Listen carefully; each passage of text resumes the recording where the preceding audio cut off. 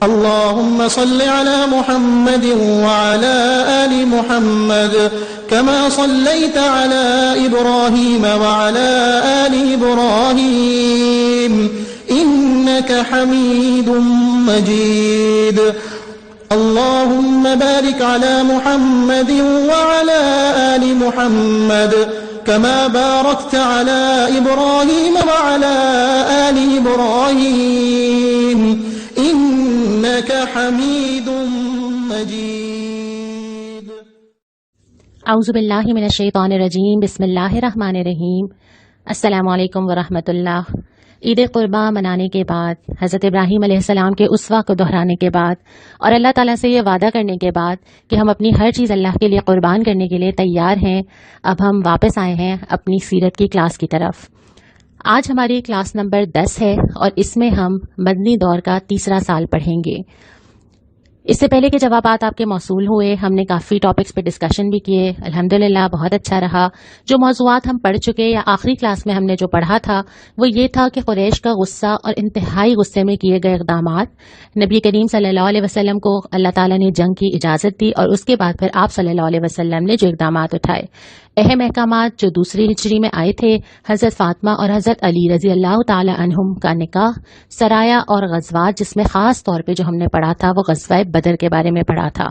اور اس کے بعد آج ہم پڑھیں گے کہ غزوہ بدر کے بعد صورتحال کیا تھی، مسلمانوں کے چیلنجز اور دشمنوں میں کیا کیا اضافہ ہو گیا تھا، کیا کیا سازشیں کی جا رہی تھیں۔ بہت سارے غزوات اور سرایا سلسلہ چلتا چلا جا رہا ہے، خاص طور پہ غزوہ احد کے بارے میں ہم پڑھیں گے اور آخر میں ہم یہ دیکھیں گے کہ اس سال میں کون سے اہم احکامات اور واقعات آئے تھے۔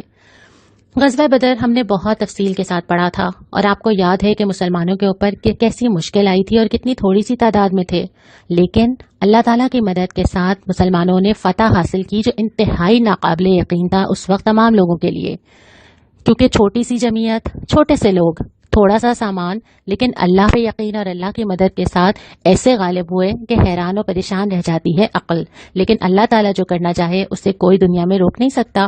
اب غزوہ بدر کے بعد جو قریش کا حال تھا، انتہائی غم و غصہ تھا، مکہ میں ایک ماتم کی سی کیفیت تھی، وہاں پہ ہر آدمی دوسرے کو انتقام کے لیے ابھار رہا تھا، ایک دوسرے سے کہا جا رہا تھا، وعدے کیے جا رہے تھے، یہ ایک دوسرے کو ٹیمپٹیشنز دی جا رہی تھیں کہ اچھا تم اس کو قتل کر دو تو یہ ملے گا، کون ہے جو یہ کر دے، کیا بدلہ نہ لوگے؟ آپ جانتے ہیں کہ عرب میں بدلہ لینے کی ایک پرانی روایت موجود تھی اور سالہ سال چلتی تھی، ایک جنریشن تک رہتی تھوڑی تھی، آگے چلتی چلی جاتی تھی کہ اس کا بیٹا قتل ہوگا، پھر اس کا بیٹا ہوگا، نسلوں تک چلتی جا رہی ہے، تو وہ کیسے بھلا دیتے اپنی یہ شکست؟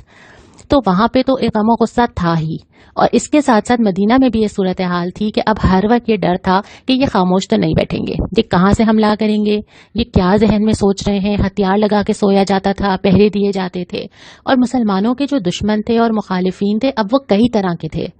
ان میں سب سے پہلے تو مشرک تھے ہی تھے جن کا ہم نے ابھی ذکر کیا، جو انتقام کی آگ لے کے بیٹھے ہوئے تھے اور پتا تھا کہ انہوں نے دوبارہ آنا ہے اور اب تو بس کھلم کھلا جنگیں ہونی ہی ہیں۔ دوسری طرف اس سے بھی زیادہ خطرناک بھی تھے اور وہ منافقین تھے، کیونکہ وہ اپنے اندر ہی چھپے ہوئے تھے۔ یہ وہ لوگ تھے جنہوں نے دیکھا کہ حالات کس طرف جا رہے ہیں، اس وقت ہمیں کیا سوٹ کرے گا، ایمان لانا، چلو لے آئے اسلام، دل میں بغض ہے، موقع ڈھونڈ رہے ہیں، دل کے اندر اخلاص نہیں ہے، ہر نقصان سے فائدہ اٹھانا چاہتے ہیں، ہر قربانی سے بچنا چاہتے ہیں۔ یہ منافقین کا ٹولہ خود مسلمانوں کے اندر موجود تھا اور یہ بھی کم خطرناک نہیں تھا۔ تیسرے یہودی جو مدینہ میں تھے وہ بھی چونکہ دیکھ رہے تھے کہ اچھا براہ راست تو مقابلے پہ نہیں اتریں گے، لیکن ان کو پتا تھا کہ اس دین نے سب سے زیادہ ہمیں چیلنج کیا ہے، ہماری جو دھاک بیٹھی ہوئی تھی، لوگ ہمیں ایک معزز سمجھتے تھے، ہمارے پاس دولت تھی، ہمارا ایک روب تھا زمانے میں، انہوں نے چیلنج کر دیا کہ، اور اس لیے یہ اپنے آپ کے لیے اسلام کو خطرہ سمجھتے تھے، دل میں بہت بغض تھا، اور یہ سازشیں، چھوٹی چھوٹی سازشیں، آپس میں لڑوانا، کوششیں کرنا، یہ سب یہ کیا کرتے تھے۔ آخری تھے بدو، جو بالکل ان پڑھ اور دیہاتی ٹائپ کے لوگ تھے، کبھی کسی قافلے کو لوٹ لیا، کبھی کسی چوریاں چکاریاں کر لیں، بالکل بھی عقل سمجھ نہیں تھی۔ ان کے لیے مشکل یہ تھی کہ اسلام ان کے تمام مفادات کو روک رہا تھا، نہ وہ اسلام اس کو سپورٹ کر رہا تھا جو ان کا لائف سٹائل تھا، اور ان کی عقل اور ان کے ذہن کے مطابق جو زندگی گزارنا انہوں نے سیکھا تھا، اسلام تو اس کے بالکل مخالف تھا۔ تو یہ بھی جو ہے یہ دل میں بہت غم و غصہ رکھتے تھے اور پسند نہیں کرتے تھے، تو یہ کسی کے بھی ساتھ شامل ہو سکتے تھے جو مسلمانوں کے خلاف ہو۔ اب یہ 4 طرح کے لوگ ہیں، اور اس کے بعد پھر ہمیں یہ بھی ملتا ہے کہ نبی کریم صلی اللہ علیہ وسلم کی نعوذ باللہ قتل کی سازش بھی کی جا رہی تھی۔ ہمیں یہ بھی ملتا ہے کہ ابو سفیان جس کو بہت زیادہ غصہ تھا اور وہ چاہتا تھا کہ بس وہ فوراً انتقام لے، اس نے تو انتظار بھی نہیں کیا، اس نے 200-300 لوگوں کو اپنے ساتھ لیا، ساتھ نکلا کہ میں جا کے جو ہے وہ نقصان پہنچاؤں، اور اس نے جا کے جو ہے وہ فصلیں جلائیں۔ اس طرح کے واقعات بھی درمیان میں ہو رہے تھے۔ یہ واقعہ بھی ہمیں ملتا ہے کہ عمیر بن وہب جو کہ قریش میں سے تھا اور وہ چاہتا تھا کہ اس کا بیٹا بھی جو ہے وہ جنگ بدر میں مسلمانوں کے قید میں تھا، تو اس نے بھی مکہ میں بیٹھ کے یہ ارادہ کیا میں جاؤں گا اور پھر نعوذ باللہ نبی کریم صلی اللہ علیہ وسلم کو قتل کروں گا، اور وہ پہنچا اور مدینے بھی پہنچ گیا۔ وہاں پہنچ کے پھر وہ پکڑا گیا، لیکن اس کے بعد جب اس سے گفتگو ہوئی تو آپ صلی اللہ علیہ وسلم نے پوچھا اس سے کہ کیوں آئے ہو، کس ارادے سے آئے ہو؟ تو اس نے کہا کہ نہیں میں تو قیدیوں کے بارے میں بات کرنے آیا ہوں، اور آپ صلی اللہ علیہ وسلم نے اس کو بتا دیا کہ نہیں، اصل میں تو تم مکہ میں بیٹھے تھے، تم نے ڈسکشن کیا تھا، تم نے یہ کہا تھا کہ میں جاؤں گا اور نعوذ باللہ نبی صلی اللہ علیہ وسلم کو قتل کروں گا۔ یہ سن کے پھر اس کو حیرت ہوئی اور اس نے کہا کہ واقعی یہ واقعہ تو کوئی نہیں جانتا تھا، صرف 2 لوگ تھے وہاں پر، تو پھر وہ ایمان لے آیا۔ تو یہ ساری چیزیں ساتھ ساتھ چلتی چلی جا رہی تھی جو مسلمانوں کو پیش آ رہا تھا۔ اس دوران بہت سارے غزوات اور سرایا ہوتے رہے، آپ صلی اللہ علیہ وسلم چھوٹی چھوٹی مہمات پہ بھی لوگوں کو بھیجتے رہے۔ 2 اہم ترین چیزیں جو تھیں جن کا ہم یہاں پہ ذکر کرتے ہیں وہ ہے غزوہ بنی قینقاع اور غزوہ احد۔ غزوہ بنی قینقاع، بنو قینقاع یہودیوں کا ایک قبیلہ تھا، اور یہودیوں کی جو عادت تھی جو ہم پہلے بھی پڑھ چکے کہ اندر بہت سارا بغض تھا، اور وہ چاہتے تھے کہ کسی طرح ان کو ایسا نقصان پہنچائیں، ان کی قوت کا خاتمہ کر دیں۔ اب ان کی وہ سازشیں جاری تھیں جس کا مظاہرہ وقتاً فوقتاً ہوتا چلا جا رہا تھا، کبھی آپس میں لڑوانے کے لیے کسی ایک کی بات دوسرے کو کہنا، کوئی ایک الزام لگا دینا، دل آپس میں خراب کر دینا، اور ایسے بہت سارے واقعات۔ اور یہ بھی ملتا ہے کہ آپ صلی اللہ علیہ وسلم سے یہ کہنا کہ وہ تو کمزور لوگ تھے قریش کے، ان سے تم نے بدر میں جیت لیا تو کیا ہوا، ہم سے مقابلہ کرو تو تمہیں پتہ چل جائے گا، اور اس طرح کی بہت سی چیزیں جس پہ ایک دفعہ نبی کریم صلی اللہ علیہ وسلم نے ان کو خبردار بھی کیا اور کہا بھی کہ وہ ان حرکتوں سے باز آ جائیں، لیکن ایک سلسلہ مسلسل جاری تھا۔ پھر یہ ہوا کہ ایک عورت تھی جو کہ کچھ خریدنے گئی تھی، اور ایک یہودی نے شرارتاً اس کا جو اس نے نقاب یا چادر اوڑھی ہوئی تھی اس کو پکڑ لیا۔ نتیجتاً جب وہ آگے بڑھی تو وہ اتر گئی چادر، اور اس کی وجہ سے آپس میں جھگڑا ہوا، ایک مسلمان نے حمیت میں اس کو قتل کیا اور پھر اس مسلمان کو قتل کر دیا گیا۔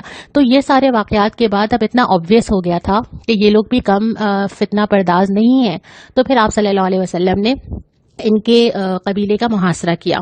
محاصرہ کرنے کے بعد ان کو وارننگ دی گئی، اور پھر یہ محاصرہ 15 دن تک جاری رہا۔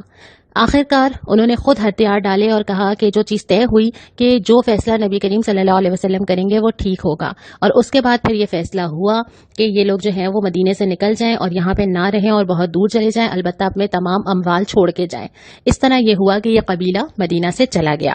اس کے بعد جو اگلی چیز ہوئی اہم، وہ تھی غزوہ احد جو کہ 3 ہجری میں ہوئی۔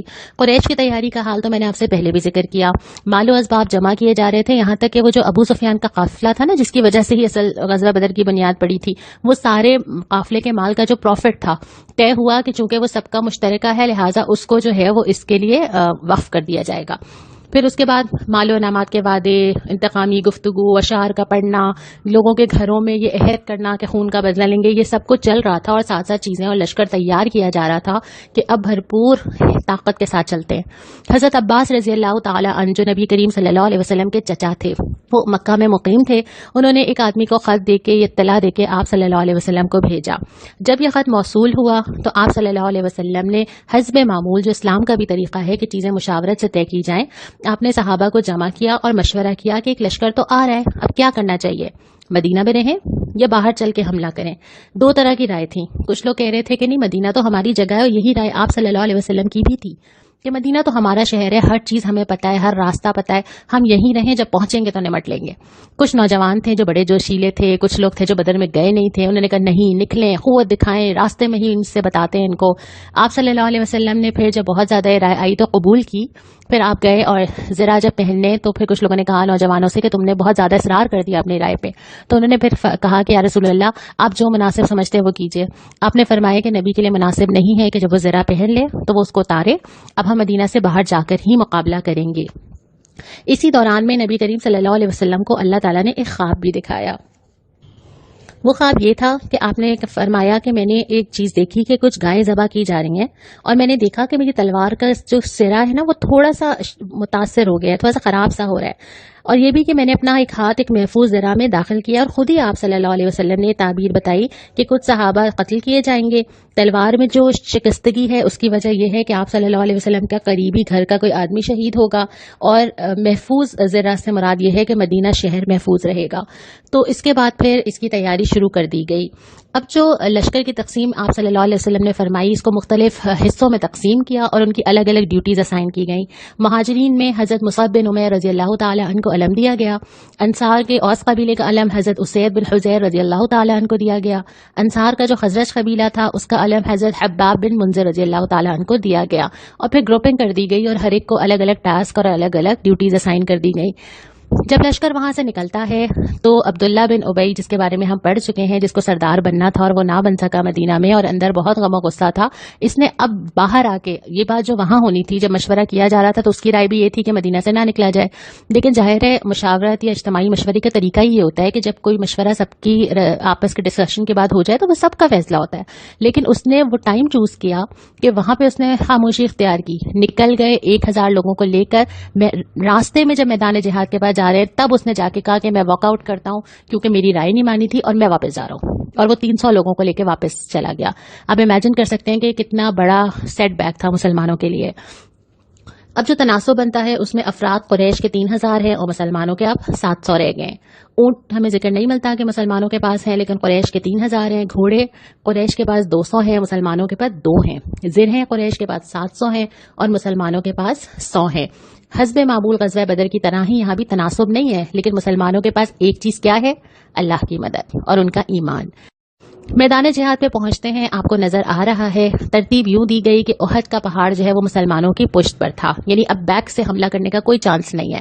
آپ صلی اللہ علیہ وسلم کی نشستگاہ بھی ایک سائڈ پہ بنائی گئی, لیکن ایک گھاٹی ایسی تھی جس کے پیچھے سے راستہ تھا کہ اگر کوئی اس گھاٹی کی بیک سے راؤنڈ ٹرن لے کر آئے گا تو وہ اس جگہ پہنچ جائے گا جہاں مسلمانوں کا لشکر ہے. جو آپ کو نظر آ رہا ہے کہ یہاں پہ حضرت عبداللہ بن جبیر رضی اللہ تعالی عنہ کی قیادت میں 50 افراد کا ایک دستہ تھا جس کو یہ ڈیوٹی دی گئی کہ بس یہ جگہ نہیں چھوڑنی, کچھ بھی ہو جائے, ورس سے ورس ہو جائے, یہ جگہ خالی نہیں کرنی.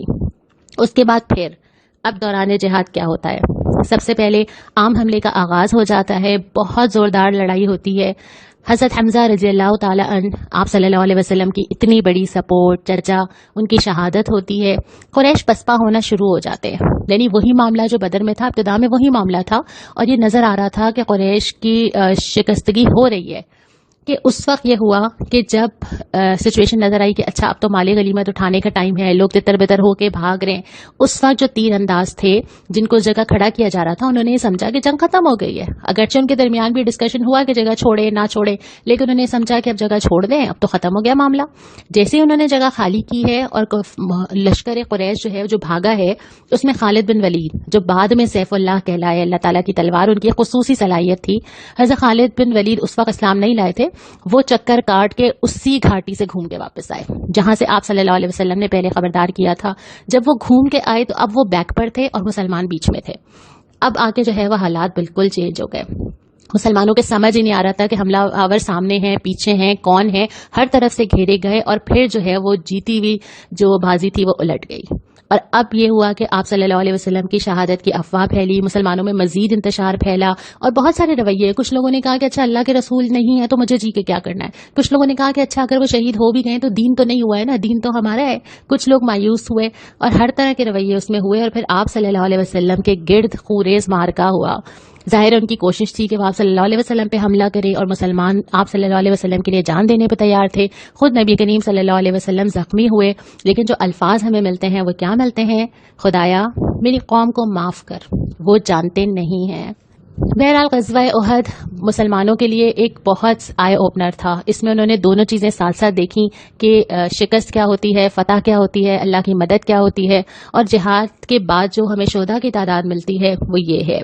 لیکن اس کے بعد بھی یہ نہیں ہوا کہ اب چلے, ظاہر ہے آپ اندازہ کر سکتے ہیں کہ کیا کیفیت ہوگی اس وقت. لیکن مدینہ پہنچتے ہیں تو اگلے دن آپ صلی اللہ علیہ وسلم پھر اناؤنس کرتے ہیں کہ کون ہے جو واپسی دوبارہ چلے اور کون ہے جو ان کا تعاقب کرے. شرط کیا ہے, وہی آدمی جائے گا جو کل لویل تھا اور جو کل غزوہ احد میں موجود تھا. दोबारा 70 लोगों की टीम तैयार हुई और फिर वो निकली और पीछा करने गई। और ये इतनी बड़ी हिकमत थी कि कुरैश ने खुद सोचा कि हमने जीती हुई बाजी थी, हम और लूट लेते। वो वापस आने का सोच ही रहे थे कि जब पता चला कि अच्छा दोबारा ये लोग आ रहे हैं तो फिर उन्होंने कहा छोड़ो अब चलो वापस ना। तो इस हिकमत अमली ने मुसलमानों को एक और हमले से बचा लिया। इस पूरे जिहाद के बारे में फिर हमें तबसरा मिलता है सूरह आले इमरान में, और इसमें बहुत सारी चीजें मिलती हैं। इसमें है कि अल्लाह ताला ये भी बताते हैं कि देखो फतह और नुसरत जो भी तुम्हें मिलना था ना वो अल्लाह की तरफ से है, और दोनों चीजें एक्सपेक्टेड हैं। जिंदगी के अंदर भी, जिहाद के अंदर भी, दीन के अंदर भी फायदा, नुकसान, आसानी, तंगी, मुश्किल, प्रॉब्लम्स, सब चीजें अनएक्सपेक्टेड नहीं है। यही तो अल्लाह ताला के टेस्ट हैं, इसी तरह तो अल्लाह ताला ने देखना है। और दूसरी बात है कि मुकाबला या कुव्वत, असल में जो तुमने जीतना था वो अपनी कुव्वत से तो जीतना ही नहीं था, वो असल में अल्लाह ताला की मदद थी। उसको हासिल करने की फिक्र होनी चाहिए, हर तरह के हालात के लिए तैयार करना चाहिए। और बाकी ये कि अल्लाह ताला छांटेगा ना, अल्लाह ताला देखेगा तो सही कि तुमने अल्लाह के लिए क्या किया। तो यही तो सारे वो हालात है हमारी जिंदगियों में। हर वो मुश्किल जो आती है वो अल्लाह ताला की तरफ से यही तो टेस्ट है कि तुम अल्लाह के लिए करते क्या हो। और ये सिचुएशन भी इसमें से एक थी, क्योंकि जाहिर है जहनों में सवाल तो होंगे ना कि अब की दफा हमारे साथ ऐसा क्यों हुआ। तो अल्लाह ताला ने इसका ये जवाब दिया है ताकि अल्लाह ताला तुम्हें आजमाए। मजीद कुरान ने इस पे क्या तबसरा किया, मैं आपके सामने आयात लिख रही हूँ सूरह आले इमरान की। आप इसको पढ़ेंगे और फिर आप मुझे बताएंगे कि इन आयात के नतीजे में आपको क्या समझ आता है कि अल्लाह ताला ने इस गज़वे के ऊपर क्या तबसरा किया है। जो अहम अहकामात और वाक़यात 3 हिजरी में हुए, इसमें अहकामात ये थे कि शराब की हुर्मत कर दी गई, लेकिन ये स्टेप बाय स्टेप हुई। पहले ये आया कि नमाज में इस हालत में ना पढ़ो कि तुम नशे में हो, फिर इसी तरह ये कि नापसंदीदा है, और फिर फाइनली जो है वो हराम कर दी गई। मुशरिक औरतों से निकाह की हुर्मत हुई, विरासत के अहकामात क्लियर एंड कट आ गए कि अब विरासत जो है वो उसी तकसीम और फॉर्मूले से तकसीम होगी जो अल्लाह ताला ने सूरह निसा में दे दिया है। 1/3 के अलावा तुम्हारा कोई इख्तियार नहीं है कि तुम डिसाइड करो कि तुमने वसीयत किसके हक में करनी है। जो अहम वाक़यात हुए इसमें हज़रत उस्मान और हज़रत उम्मे कुलसूम नबी करीम सल्लल्लाहु अलैहि वसल्लम की जो साहबजादी थी उनका निकाह हुआ। इसके अलावा हज़रत हफ्सा रज़ी अल्लाह ताला अन्हा जो हज़रत उमर रज़ी अल्लाह ताला अन्हा की साहबजादी थी उनसे नबी करीम सल्लल्लाहु अलैहि वसल्लम का निकाह हुआ, और हज़रत हसन बिन अली रज़ी अल्लाह ताला अन्हु की पैदाइश हुई। आज की जो हदीस है यही आप सल्लल्लाहु अलैहि वसल्लम की सुन्नत भी है, यही मेरे लिए अमल का मौका भी है। आपने फरमाया सल्लल्लाहु अलैहि वसल्लम सहाबा से मुखातिब होकर, तुम्हारे बाद सब्र के अय्याम आने वाले हैं, इनमें सब्र करना ऐसा होगा गोया चिंगारी को हाथ में थाम के रखना।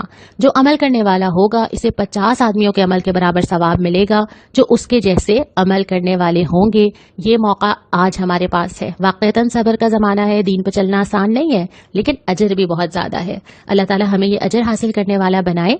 3 हिजरी के अहम वाक़यात हमने आज पढ़े, इससे आगे क्या हुआ इंशाअल्लाह ताला हम अगली क्लास में इसका जायज़ा लेंगे। अस्सलामु अलैकुम।